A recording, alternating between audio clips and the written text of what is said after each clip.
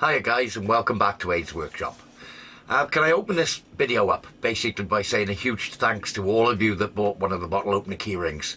It's made a huge difference, obviously, in funding and money to go to the charity as well of Alzheimer's. So, with that said, thanks guys. I will put I do keep putting them up as they run out. As you all know, I made that initial batch of 50. I've made 2 batches of 10 since, and I think as we are today, I think one of the second batches sold. I'll put a fresh link in the description just to where they are at present, but I'll keep updating that as they run out or I relist them or what have you. I haven't quite figured out how to do it yet, how to just add more on. I sort of relist the same again. Anyway, that's just me being not so good at that sort of thing, and first time I've ever sold anything on eBay.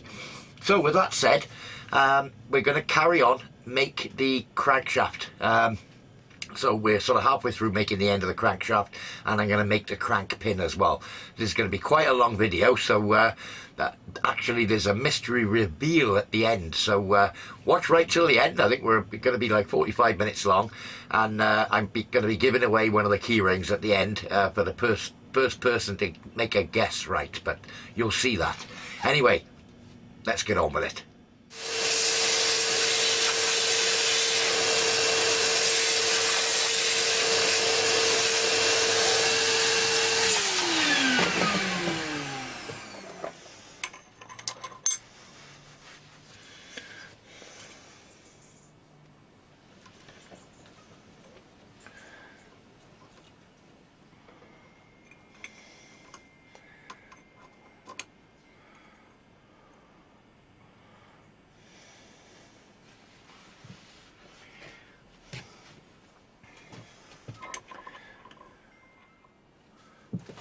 So I've set it back up, spun this round, we're now clamped on the other end.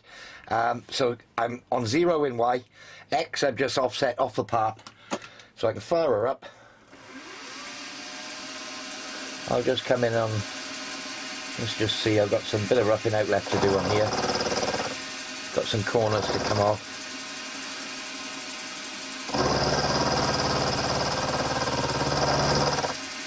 Okay.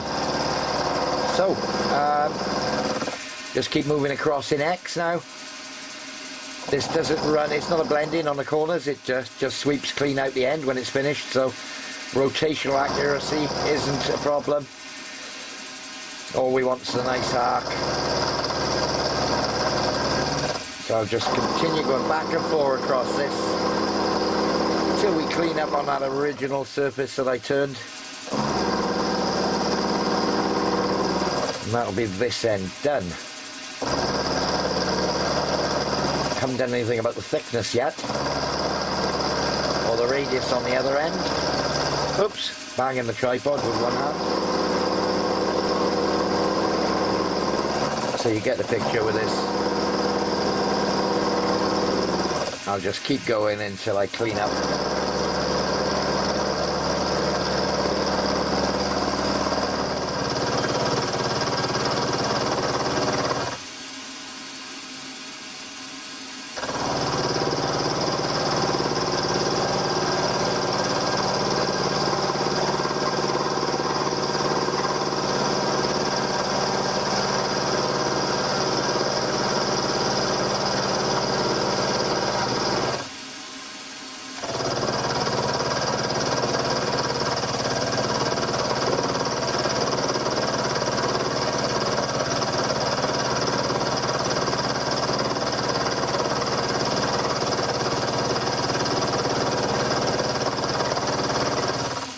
Very nearly there. Let's stop that.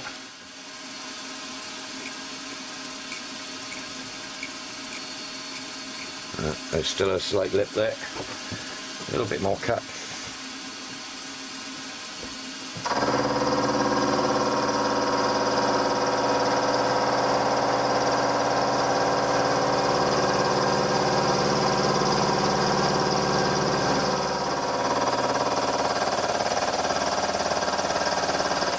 And out into fresh air. Let's just have a quick.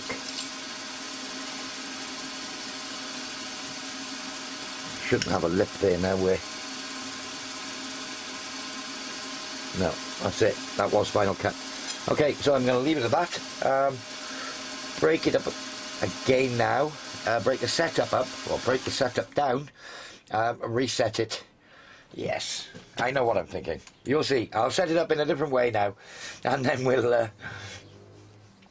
be back to it. So I've got to mark where my 0 is, which is there. Okay, let's just lock that table off again. Do I need to go back to middle? No, I've got to date them. So yeah, that's that end now completely finished. Obviously thickness we got to do. I may do that on the lathe. Yeah, we'll cross that bridge when we come to it. So I need to do the rad on the other end now, the end that's under the clamp. So using the same method, picked up on that hole, well, put my spindle on centre of the rotary table, picked up on that hole with a pin, lined it up, clamped it down, and I've just spun a radius on the end of there with the 8mm cutter, just to sort of blend in on there, and to the I did mill a flat on the end of here previously. I didn't show that, I don't think, which was just on the right dimension, and I've cleaned up with that radius, but not quite cleaned up that flat, because I do want to be putting a grub screw in here at a later stage.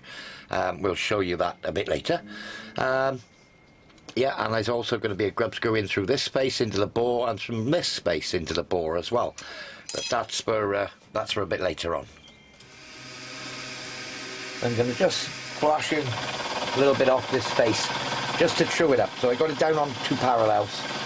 It does hold in there quite nicely. Speed it up a touch actually.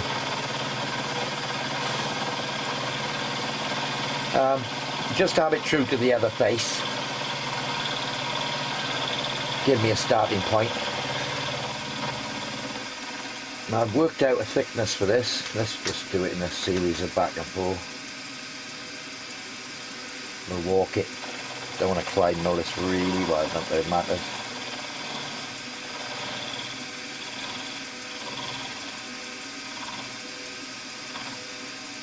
Oh, what you doing, Adrian? Making life hard for myself.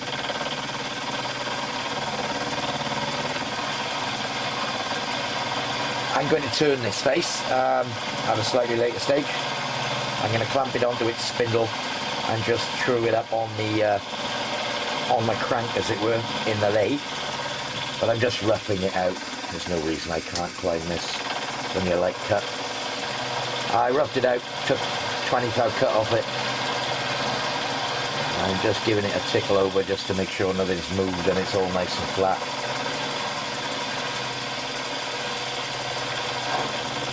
Because this, the machining marks on this face now are going to be all weird in relation to its rotation, without swiveling my vice round to put it parallel and do the lines one way or something. But yeah, it would look a bit odd. So I am going to turn this face, as I said.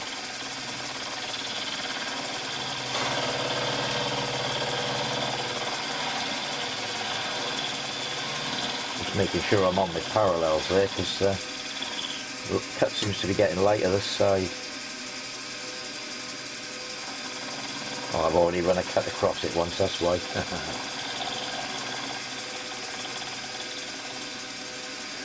Okay, so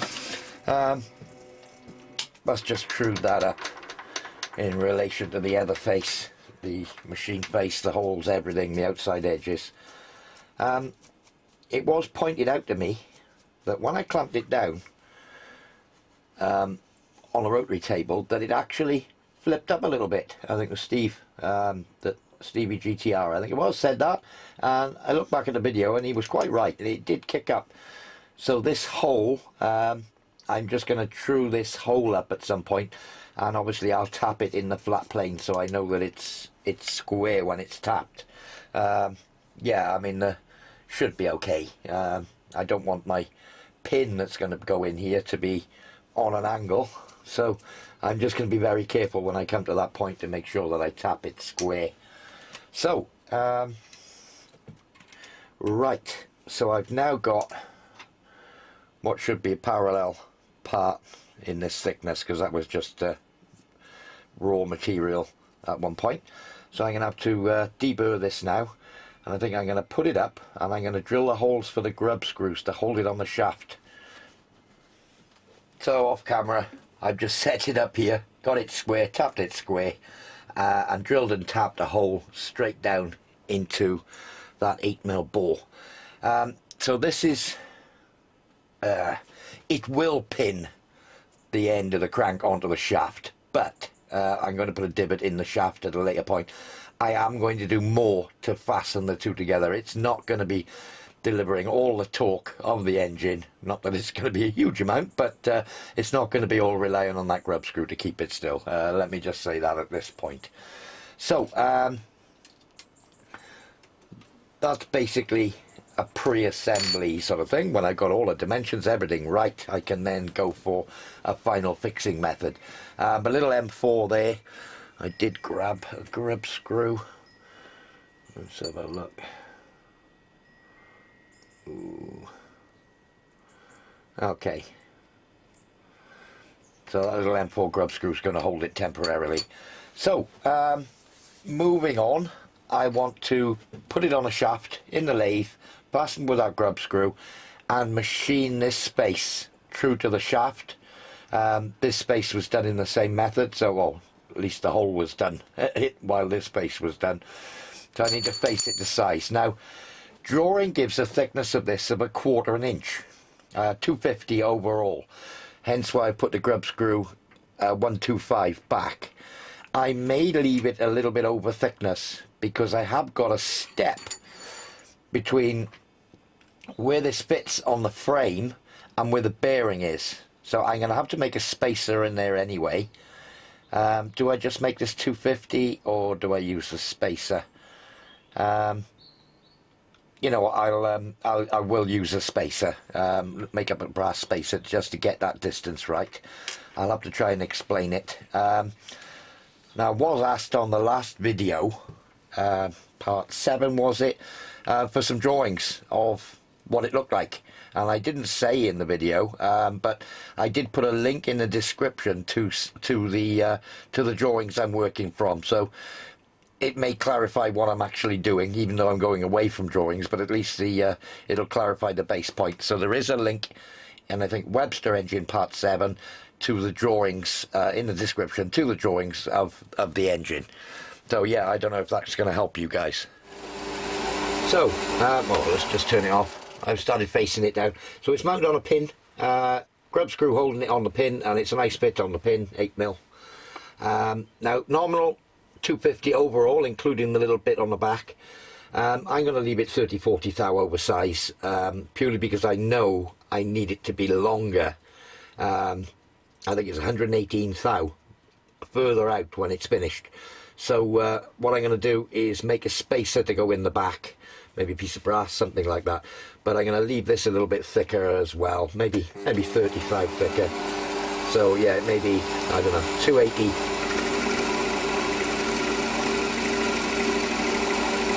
So I think this should be finishing cut. So I'm just tickling this across, trying to get some sort of finish, even though it's an intermittent cut.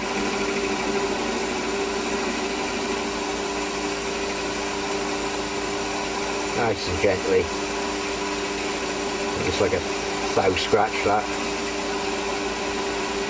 Just get into the middle there somewhere.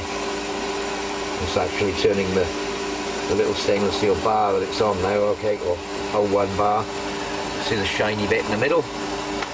Oh, that is a nice finish.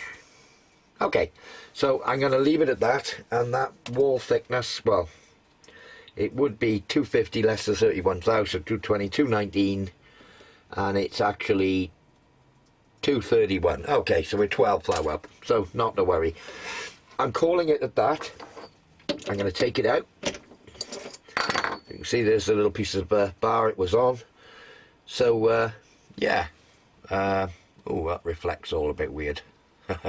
Anyway, so that's it done to thickness now, and I know that this space is all running true to the bore as well. So I'm happy with it as it stands. I do need to tap this hole, and I need to work out a length for the spacer that's going to go behind there to space it out to make the centre line of the pin that's going to go in there in line with the centre of the bore. Yeah, it's all sort of adjustments as we go along.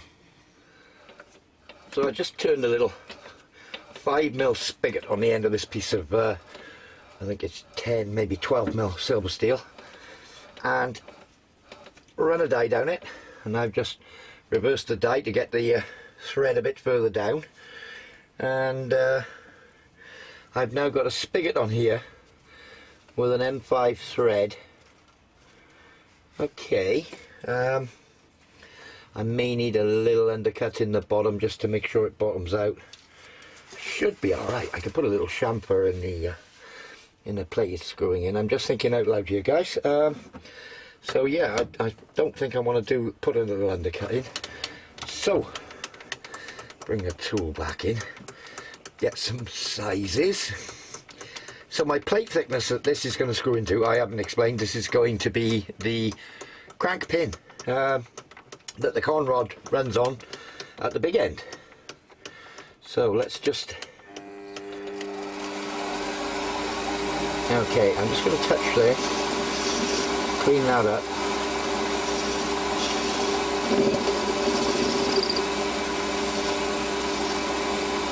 Touch more. Okay, that's my shoulder. So the thickness, let me just go back to imperial, I was in metric there. The thickness of my web on my crank is 230 thou.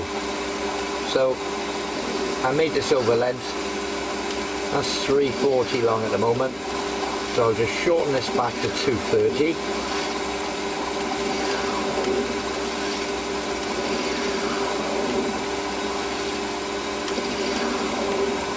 And that way it won't stick out the back. Where are we? 270.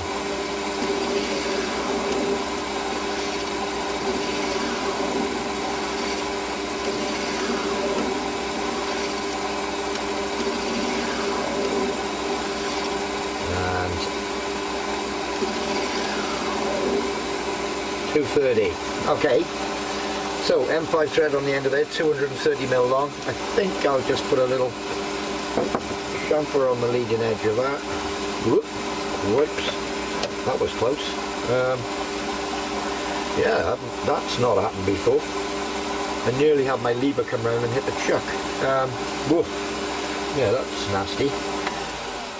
Got my tool in back to front. Let's have a quick look. What have I got the right key to hand? No. Oh, what have I done with that? That's what happens when you don't put all your Allen keys back where they're supposed to go. I've got Allen keys everywhere here, except for the one I want. Not that one, not that one. I've got. Okay. Let's put all these away. Where's that gone?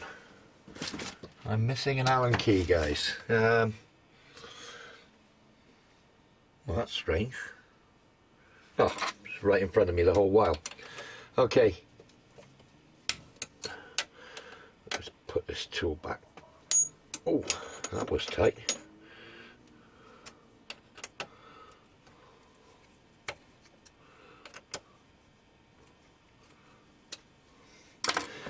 Okay, let's just put a little chamfer on here.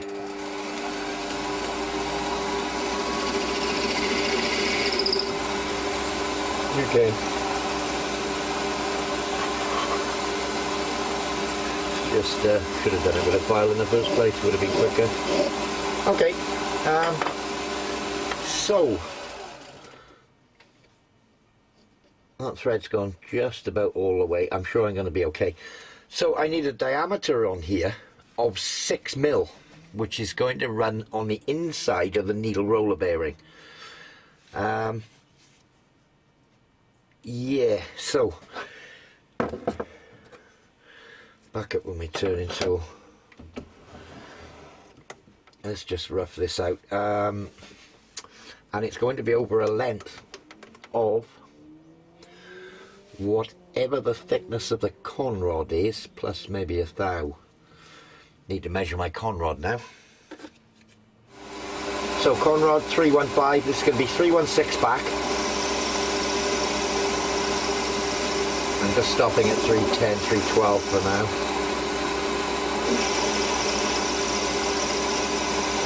And I need to finish at 6mm on the button.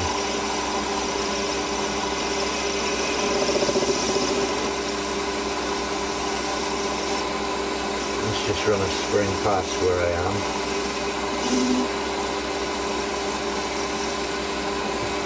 Okay, so we will be using a mic for this, but let's get in the ballpark. 6.47. Okay, let's take another 0.1 aside. Another tooth or so. Okay.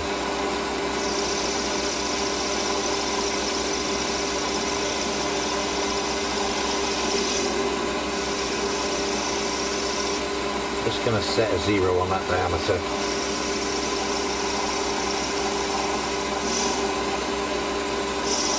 I'm going to do this 316 to length. There we go. Okay, that should be good. Let's just go back into my 0 on diameter. Run a pass.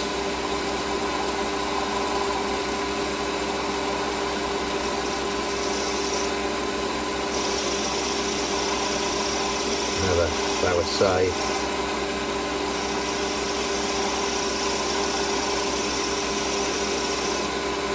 Okay, so get the mic out, measure that 6mm. So measured up to 6.26.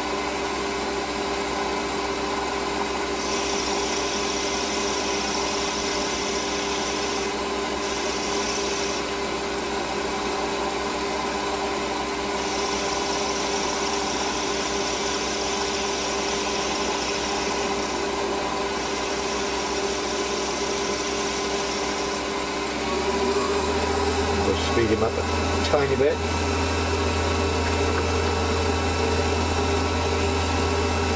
Springy swarf everywhere.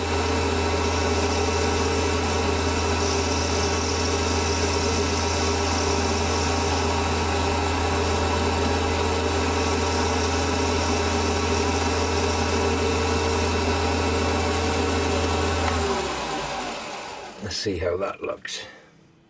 It's cold. 6.12.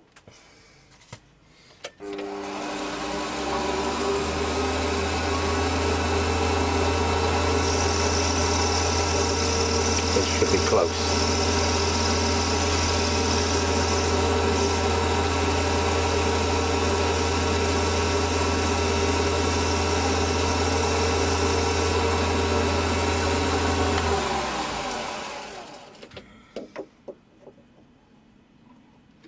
Six 6.03.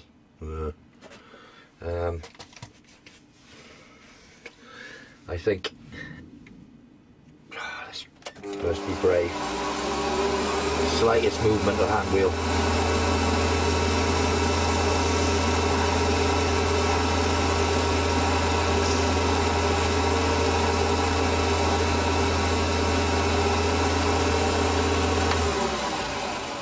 Going to polish it just then, and then 6.026.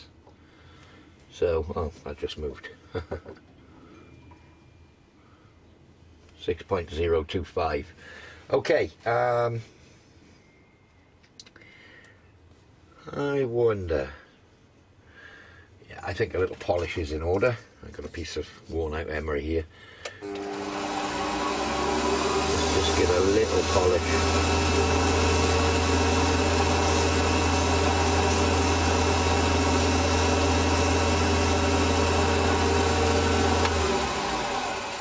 How warm is that? Yeah, just slightly warm to the touch. 6.014. Right, bit more.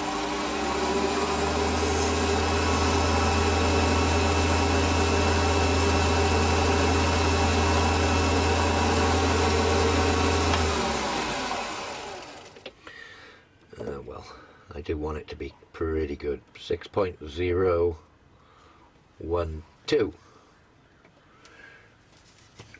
I think I'm going to be polishing it afterwards once I've hardened it. So I think I'm going to leave it there. Typically they grow a little, but yeah, not to worry. So what is that diameter? I'm not sure. I think it was, oh that's weird, 11 mil. Okay, let's measure the diameter on the end of my crank. 12.7, half inch, yeah. I think I'm just going to do the faintest of scratch passes on that diameter, and that'll do me. Just a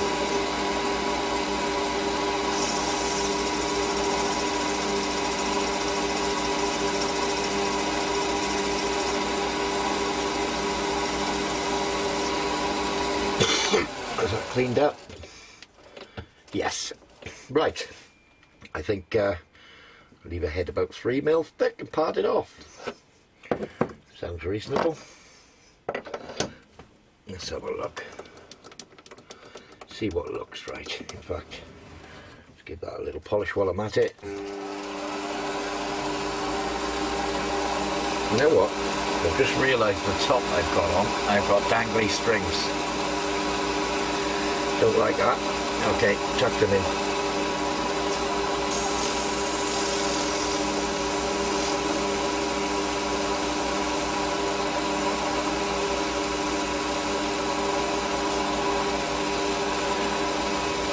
Okay, so let's have a look.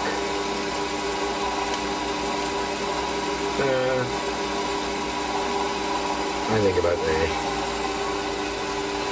So, acid brush, bit of cutting compound, let's part this off. Can you see? Not really. Hang on. If I come round that way, you can see.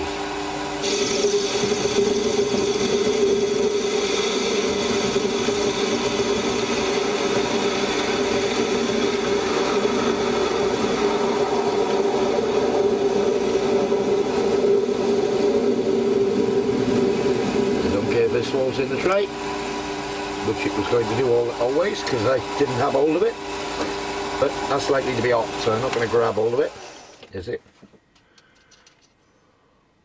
Yeah, not too bad actually. So there's the basics as a pin. It is actually quite warm. I'm going to put it down again. So put it back up, probably in a collet chuck now. I'm going to want to put a screwdriver slot in that face. Well, I'm going to face it off, chamfer it. Put a screwdriver slot in the face so that I can tighten it up, and then a little bit more work I got to do on it yet. A couple of thoughts I've had on this. Okay, yeah. So just put it back in a 3-jaw the other way round. Not worried about how thick this head is. I'm not gonna.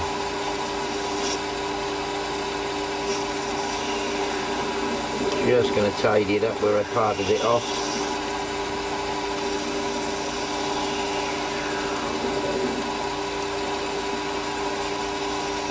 Okay, let's have a chamfer on there.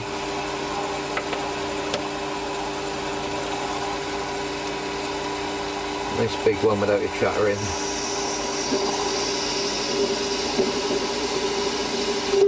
think that'll do. Okay, so take it out now, call it block time in the mill, I think. So a bit more on that little crank pin, or the big end pin I suppose you'd call it. I drilled a hole in it 7mm deep, actually 8mm deep, and put a nice big centre drilled hole in it, and I want to put a slot in it now for, my hand wheel's going to be in the way. I want to put a slot in it for a screwdriver. So I've got my head tucked right down and I keep bumping the tripod, apologies guys. So it's going to be 1mm deep by the width of my slitting saw, which I don't remember what it is. I've got it in a collet block, as you can see. Hang on, I've got a torch here somewhere. Let's see if I can get a bit more light on that.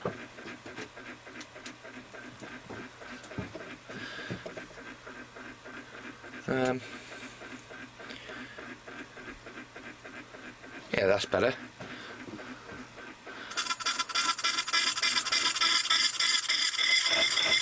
I'm winding the handle with one end, holding the torch with the other hand.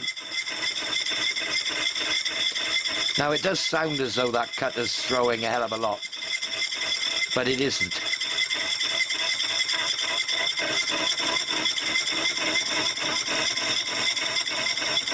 So I've decided on a mill deep. We'll cut that, see what it looks like. If I got to go deeper, I can go deeper.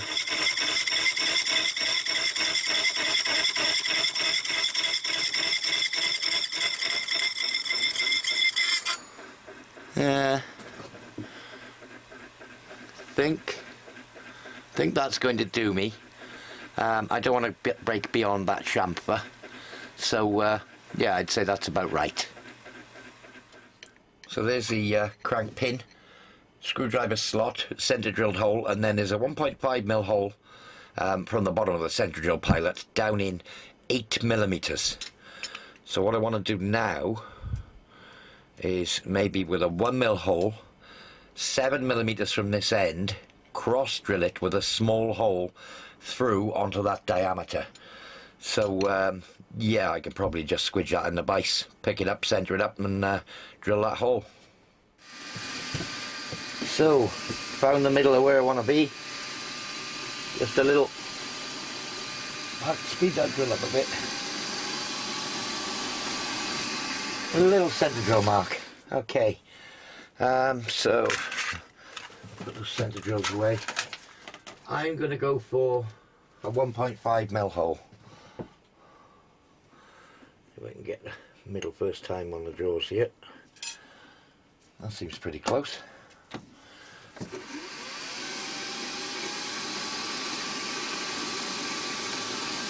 So this is 01 silver steel.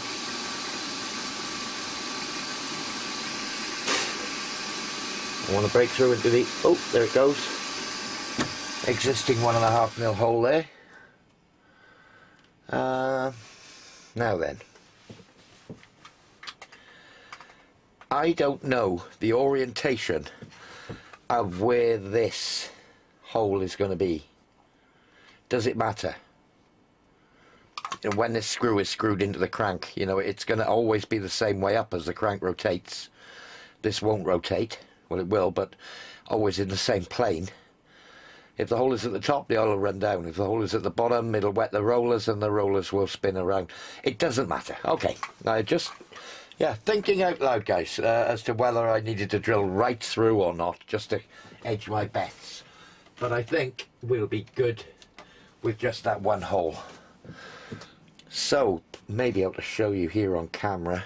Let's have a quick look at what you're seeing. Okay, can't come too far out of shot here. Okay, so the plan is, with my oil can, that I'll be able to inject the needle roller with my oil can. Can you see it? Yeah, you can. Oh, let's just, hey.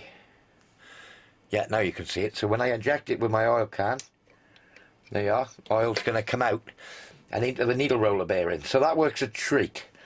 So, yeah, it's literally half a squirt. I just pretty much made myself a gauge of how much it needs there. Half a squirt. Is that a thing? I don't know. Anyway, I'm going to harden this and temper it back. Flame harden it up to cherry red. Dunk it in a pot of oil. Then I'm going to polish it up to get a witness, nice silver area. Then I'm going to temper it back to get a pale straw throughout, hopefully. Yeah, and then basically polish that back up again, just to make sure that it's a nice polished fit inside the needle roller. So that's that part done. Got a screwdriver here which does fit the slot nicely for tightening it up. So yeah, I think that's going to be fine. Yeah, so that's where I am with that so far.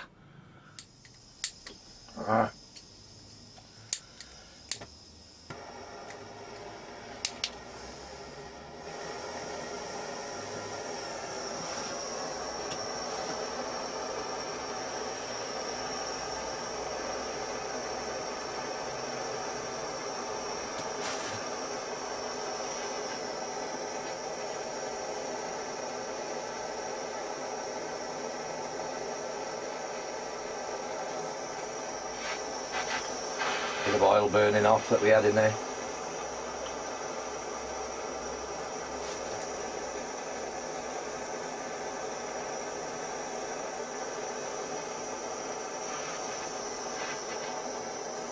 I'm hoping I can get enough heat in with this little blowtorch.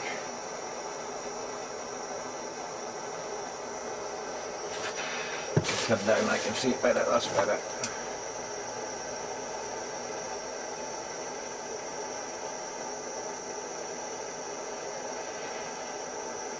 Starting to come.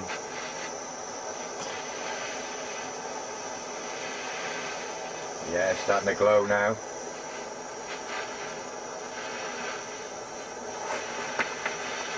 It's coming.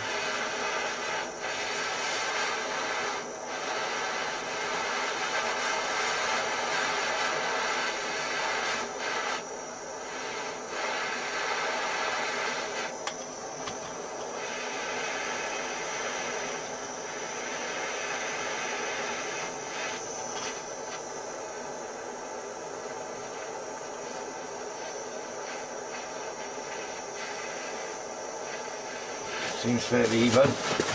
I'm going to have to be quick.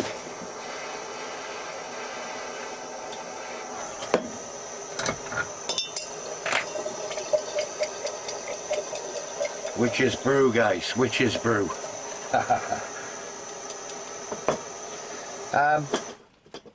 I've made thousands and thousands of little bushes out of silver steel over the years. Whew, that stinks. Let's just put the lid on there a minute. Little press tool bushes, little dies, you know, 2mm die inserts. And typically I'd water harden them, chucked them in water, and then just temped them back. Just, yeah, almost about to go palest straw. And they've been fine for cutting sheet metal, you know. So silver steel's so easy to harden. Yeah, it's just, that's it, that'll be hard. It was cherry red. It could have been redder, but I haven't got the facilities here. I got a bigger blowtorch in work somewhere, I think. Yeah, so we'll let that cool down now.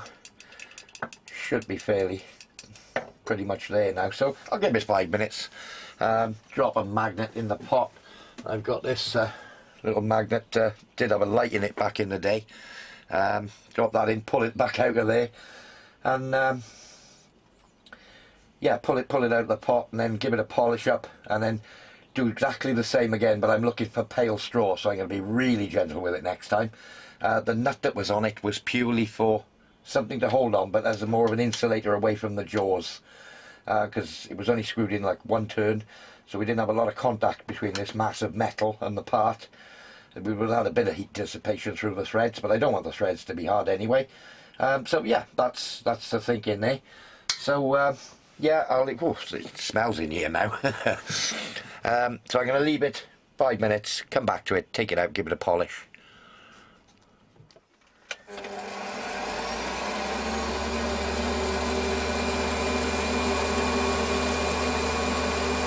Just polish that scale off. In fact, I might even leave the head like it is. Quite like the look of it. You can tell by how shiny that's come up. Ooh, hang on. That's better. Yeah, you can see by how shiny it's come up there. It's hard as. I've just tried a file on it, and it's glass hard as it stands at the moment, which is too hard for what I want. It's going to be brittle. So we're going to temper it back next. So you're not going to see this, guys. I'm sure you're not. Just with the end of the flame. I'm watching this very closely. I'm going to let a bit of that hardness go. There's a bit of oil in there.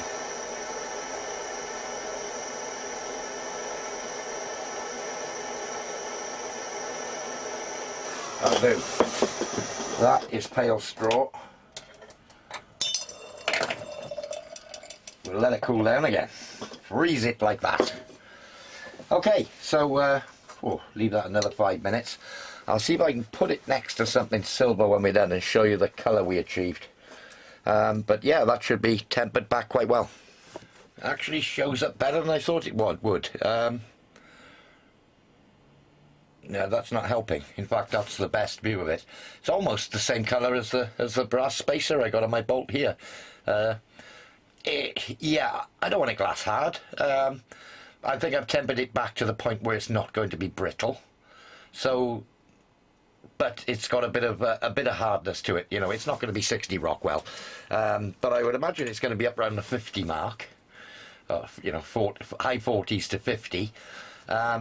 Certainly harder than the base silver steel, and it's going to have needle roller bearing running on it. I got to polish up that journal again now for where the bearing runs. Not that it's an issue as it stands, but I will polish that up again. And in fact, you can see the pale straw there. It's difficult for me to... Yeah, there we are. That's the best view of it.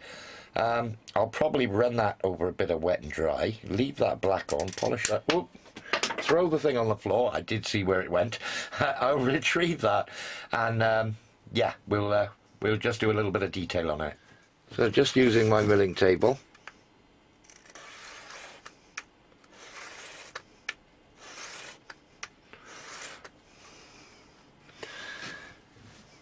I quite like that look with the sort of brushed, polished top, then the black head. Polish this up again just as you saw me do before. I won't show you that. And then I'll just get the mic out, make sure we haven't got any funny shapes or what have you going on here. So, 6.004, 6.007, am I in shot there? Yeah, just about.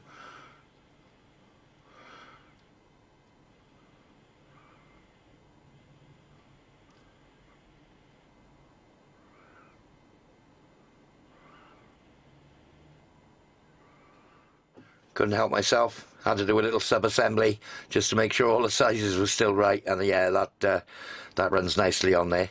So yeah, that's the, I wonder, well, you know, that's the general idea. Okay, yeah, that's the big end pin. I'm going to do a little bit more on this crank. This is just my pin I was using as a mandrel. Yeah, I need to make the actual crank next, I think, or the, you know, the main shaft, the flywheel shaft, crankshaft. That's the boy. So, for those of you who watched to the end, I bought a new toy. Well, it's not a toy at all. So, thanks to all of you that bought key rings. As I said, £1 for every key ring I've sold, and we're up to 60 as we stand at the moment. £1 went to Alzheimer's, as I was saying, and I've already paid that. I don't think eBay have paid me out yet, but I've already paid the £60 into the kitty. And I've actually bid on this machine. So, yeah, I'm not going to reveal what it is. So, in the comments, if somebody takes a stab in the dark or knows what it is, it doesn't have to be the brand, but if somebody knows what it is, the first person to comment with a correct answer as what it is, I will send a keyring to, anywhere in the world this time. I'll basically take it down to the post office and post it. Basically, you'll have to email me. I'll basically reply to your comment if you're the first to email me, and I'll send one off anywhere in the world. So, yeah, a little bit of give back as well. But yeah, can you tell what it is? Well, I think that's about it for this one, guys. As I say, exciting times ahead with this new mystery item. So the first one of you that guesses right, I will send you, anywhere in the world, I will send you one of the key rings. You'll have to email me the address to send it to, but I will send one out free of charge anywhere in the world. Okay, there we are. Right, so, as usual, guys, thanks for watching, thanks for subscribing, and we'll see you all very soon. Cheers now.